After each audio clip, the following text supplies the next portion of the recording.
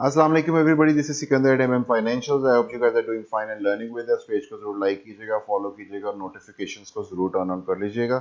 Jumping into the KSE 100 weekly chart, first attempt है at finding a local low over here.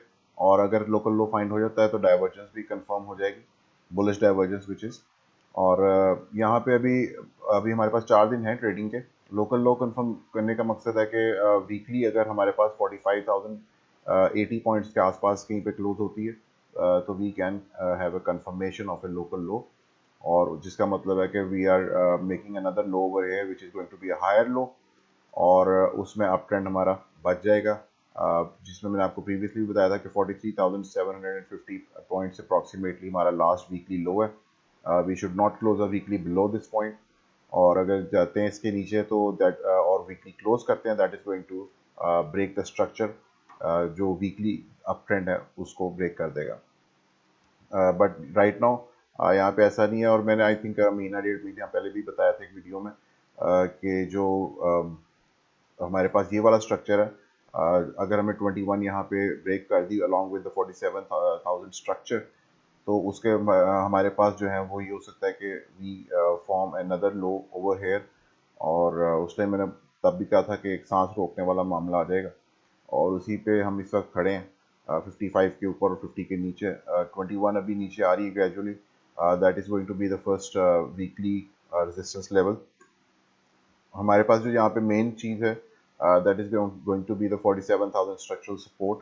और उसमें मैंने आपको एक, इफ़ यू रिमेंबर, बताया था कि और उस टाइम भी मैंने बताया था कि this is just assumptions and it's just for the sake of learning. तो एक head and pattern, head and shoulder pattern जो है, वो भी कंफर्म हो सकता है अगर हम इसको 47,000 जो स्ट्रक्चर है उसको वीकली के ऊपर रेजिस्टेंस के तौर पे टेस्ट करते हैं। लेकिन one step at a time, this is just an assumption. जब होगा तब देखेंगे। अगर 47,000 के ऊपर हम वीकली दोबारा क्लोज करते हैं, that means that we are the up trend is intact and we are good to go to the upside. और डेली टाइम फ्रेम के ऊपर अभी हम 200 जो सिंपल मूविंग एवरेज है, ईएमए है, और 21 EMA, this is going to be the most vital resistance right now. और उसमें क्योंकि डाउन स्लोपिंग मैंने आपको बताया, मूविंग एवरेजेस जब जितनी शार्पली डाउन स्लोप में आ रही हो उतनी ज़्यादा बुरी रेजिस्टेंस साबित होती है। और इस वक्त 21 जो है, it's in a pretty sharp decline. Let's see how we deal with it. Smaller term time frame में मैंने आपको प्रीवियसली बताया था, यहाँ पे 3 step phantom bearish sorry bullish divergence थी। You can see it over here. We have constantly been making higher lows on the RSI along with higher highs। और यहाँ पे हमारे पास opposite थे which was a phantom drive, और वो play out हुई, अभी भी play out हो रही है। Let's see, अब हमारे पास 100 और 100 EMA और 100 simple moving average next है for resistance। 55 के ऊपर क्लोज हुआ लास्ट आवर। कैंडल ऑल्दो इतनी कोई बुलिश नहीं थी, लेकिन we are about 55 for now. Let's see कल मार्केट ओपन होती है तो how much more can we go to the upside. और यहाँ पे मैंने आपको प्रीवियसली भी दिखाया था कि बोलिंजर जो परसेंटेज रेशो है that was also in the buying zone, वो भी न्यूट्रल जोन में एंटर हो जाएगी। तो will have to see neutral zone से रिजेक्शन होती है या उसमें एंटर होकर हम कंसोलिडेट करते हैं। अगर तो उसमें एंटर होकर और कंसोलिडेट किया, then that would probably mean that we have some more legs for the upside move, और उसमें हम फिर 200 तक मे बी मूव कर सकें। So this is it for. एक चीज़ यहाँ पे मैं एक और मेंशन कर दूँ on the weekly time frame. अगर आप मार्च 20 लो से अपनी फिबोनाची ड्रॉ करेंगे तो यू विल सी दैट जो 0.236 लेवल है that was previously in confluence with the last low. ये मैं पहले भी एक दफ़ा मेंशन कर चुका हूँ, और एग्जैक्टली वहीं से हमने बाउंस लिया। So I am pretty positive that, मैंने प्रीवियस आई थिंक वीडियो में कहा था कि जो स्टॉक मार्केट है उसके लिए इस वक्त sideways is going to be the best case scenario. Let's see if we can put a consolidation somewhat like this और दिस। ठीक है, प्रीवियसली भी हमने इस तरह की कंसोलिडेशंस की थी। तो लेट्स सी व्हाट हैपेंस यहाँ पे। और इस दफ़ा में फ़र्क सिर्फ ये है कि प्रीवियसली हम 21 के ऊपर कंसोलिडेट कर रहे थे, इस दफ़ा हम 21 के बिलो हैं और 55 के ऊपर है। तो this can produce a squeeze as well in the price action. उसमें अक्सर दो मूविंग एवरेजेस के बीच में स्क्वीज आता है, दैट मीन्स के मार्केट जो है उसमें आहिस्ता आहिस्ता वॉल्यूम ड्रॉप होता चला जाता है to the sideways consolidation.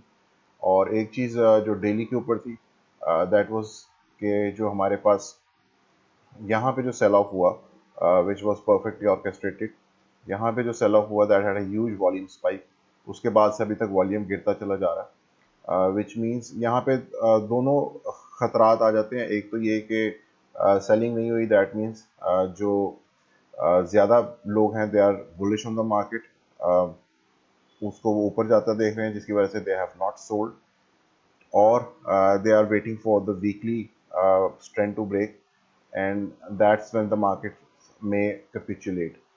Capitulate मतलब कि उस वक्त एक big sell off हो सकता है that would end this the whole movement to the downside, या आप कह लें कि resolve कर देगी movement to the downside. लेकिन one step at a time, ये भी एक assumption है just for the sake of learning, so just so you know कि मार्केट जो है उसको किस तरह से देखा जा रहा होता है। इस वक्त हमारे पास डेली के ऊपर जो है 21 is going to be a very vital point of resistance. Let's see shorter term time frame में अगर हम कंसोलिडेट कर पाते उसके ऊपर, तो विल सी कि 55 के ऊपर अगर हम कंसोलिडेट कर लें और बोलिंजर हमारी जो रेशियोज हैं वो अगर ऊपर आ जाती हैं न्यूट्रल जोन में कंसोलिडेशन के साथ, I think we may move to the upside. लेकिन उसके लिए यहाँ से रिजेक्शन नहीं बल्कि यहाँ पे इसके कंसोलिडेशन चाहिए होगी within the neutral zone. इसके साथ ही जंप इन करते हैं into USD to PKR. Weekly बहुत स्ट्रॉन्ग क्लोज हुआ और जिसका डर था वही हुआ। Stochastic has crossed up again to the upside. मैंने आपको बताया था कि 160 आई थिंक 169.98 था जिसके ऊपर क्लोज चाहिए था और वो मिल गया, और इस वक्त वीकली जो है वो क्लोज ऊपर हो चुके हैं और स्टोकेस्टिक ऊपर का क्रॉस कर चुके हैं। और जो नेक्स्ट है that is going to be 170.38 to be watched on the weekly time frame. और वीकली अब हमारे पास 3 कंसेक्यूटिव क्लोजेस आ गए हैं to the upside. Smaller term time frame में हमारे पास जब तक एक लोकल हाई कंफर्म नहीं होता तब तक जो है ये एक डाइवर्जेंस है right now on the RSI, this point over here and this point over here. अगर जब तक हमारे पास एक लोकल लो की कंफर्मेशन नहीं आती तब तक ये कंफर्म नहीं हो सकता। बट लेट्स सी अगर हमारे पास डेली क्लोज होती है, लेट्स सपोज समवेयर अराउंड, अगर आज के क्लोज की बात करें तो आज हमें इसको as a local high confirm करने के लिए we would have to close somewhere around 169.83, और अगर कल क्लोज करते हैं तो we will have to close somewhere around 170.28 to confirm a local high, और उसमें फिर ये कंफर्म हो सकती है डाइवर्जेंस ऑन द आरएसआई। लेकिन इसका ये मतलब बिल्कुल नहीं है कि लोकल हाई कंफर्मेशन के साथ के डाइवर्जेंस कंफर्म हो तो वो प्ले आउट भी हो। अक्सर जो फैंटम डाइवर्जेंस होती है या जिसको आप मल्टीपल स्टैप डाइवर्जेंस कहते हैं, वो बनती चली जाती है एक कांस्टेंट, उसमें आपके पास आरएसआई जो है वो नीचे की तरफ जाती चली जाती है जबकि प्राइस जो है वो ऊपर की तरफ चली जाती है, और वो 3 to 4 स्टैप यानी कि 3 से 4 lower highs on the RSI और higher highs on the price action बनाने के बाद प्ले आउट होती है। तो उसमें हमारे पास ये होता है कि जब तक हमारे पास ब्रेक नहीं होता यानी कि क्लोज बिलो नहीं होता बिलो दिस लेवल, तब तक जो है उसको आप ये नहीं कह सकते कि जो डाइवर्जेंस है वो प्ले आउट होएगी। याद रखिएगा this is only one metric जिससे डाइवर्जेंस कंफर्मेशन मिलती है। सेकंड वन होता है कि ब्रेक ऑफ अ स्ट्रक्चर। तो ब्रेक ऑफ अ स्ट्रक्चर यहाँ पे ये होगा कि हमारे पास जो प्रीवियस लो है विच इज़ दिस वन, इसके नीचे हम क्लोज कर दें। So 3 metrics, one a local high, second a divergence, and the third one is this break of the structure. Break of the structure हमारे पास यहाँ अगर इसके नीचे close हो जाते हैं आगे, that is going to be uh, the divergence being played out fully, जिसमें हमारे पास उसके बावजूद भी एक अच्छा खासा मूव बचता है। और you can see on the Fibonacci if we retrace it, तो काफ़ी डीपर लेवल्स हैं क्योंकि जो रुपीन का राइज था वो बहुत ज़्यादा था, और इस तरह के राइज अक्सर जो होते हैं वो स्टेबल नहीं होते, और जब इनमें ड्रॉप्स आते हैं तो वो भी बहुत ज़्यादा हेवियर ड्रॉप्स होते हैं। एनीवेज फिलहाल these are the levels to watch on PKR, और ओवरऑल जो scenario that is bullish on PKR, and by bullish on PKR I mean कि रुपी डेप्रिशिएट हो रहा है अगेंस्ट डॉलर। बिटकॉइन मैंने लास्ट टाइम भी आपको बताया था कि we need to come above 50 simple moving average and this important level of 0.236, and yes, Bitcoin exactly did that. मैंने आपको बताया था कि यहाँ पे हम शायद .32 को टच नहीं करेंगे and we did not do that as well. तो अब यहाँ पे एक और सिचुएशन जो है वो इस टाइम पैदा हो रही है। इफ़ यू जूम इन तो you can see that this low was just a little higher than these highs over here. यहाँ पे हमारे पास एक potential bullish divergence from the highs of the RSI and price action form हो सकती है। उसके लिए जो हमारे पास बेस्ट केस सिनेरियो है that is that we stay above these levels, और जो लास्ट लेवल जिसको line in the sand in the shorter term या मिड टर्म में आप कह सकते हैं that is going to be 46,750 approximately.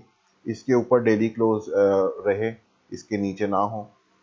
Bitcoin यहाँ पे अगले 3-4 दिन मजीद कंसोलिडेट कर सकता है अपेरेंटली, और उसमें हमारे पास जो स्टोकेस्टिक का 50 लेवल है विच वी ब्रीच्ड, वो दोबारा एक दफ़ा रीटेस्ट एज सपोर्ट होने के लिए आ सकता है।